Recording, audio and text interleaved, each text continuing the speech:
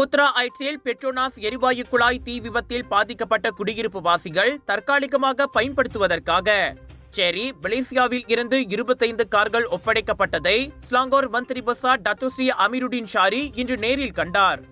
மீதமுள்ள 25 கார்கள் பாதிக்கப்பட்டவர்களுக்கு திங்கட்கிழமை வழங்கப்படும் என அமீருடின் கூறினார். பாதிக்கப்பட்டவர்களுக்கு 1 மாத காலத்திற்கு தற்காலிகமாக பயன்படுத்துவதற்கு 50 கார்கள் வழங்கப்படுவதை செரி உறுதியளித்திருந்தது. கார்கள் வழங்கப்படுவோருக்கு பெட்ரோல் வாங்குவதற்கான 100 ரிங்கெட் பற்று சீட்டும் வழங்கப்பட்டது.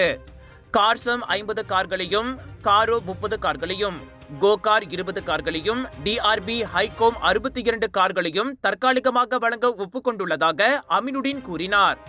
தற்காலிகமாக கார் வழங்கும் திட்டத்தை ஸ்லாங்கோர் ஆட்சிக்குழு உறுப்பினர் எங் ஜிஹான் கையாள்வார். இந்த திட்டத்தின் கீழ் கார்களை பெறுவதற்காக 112 பேர் விண்ணப்பம் செய்துள்ள நிலையில் எங்களிடம் கிட்டத்தட்ட 200 கார்கள் உள்ளன என்று அமீருடின் தெரிவித்தார். இதனிடையே புத்ரா ஐட்ஸ் பள்ளிவாசலின் பல்நோக்கு மண்டபம் தற்காலிக நிவாரண மையமாக மாற்றப்பட்டுள்ளதால் அதிக பயன்பாட்டு பில்களுக்கு நிதி அளிப்பதற்காக செரி நிறுவனம் புத்ரா ஐட்ஸ் பள்ளிவாசல் நிர்வாகத்திற்கு 50,000 ரிங்கெட் நன்கொடை அளித்துள்ளதாகவும் அவர் கூறினார்.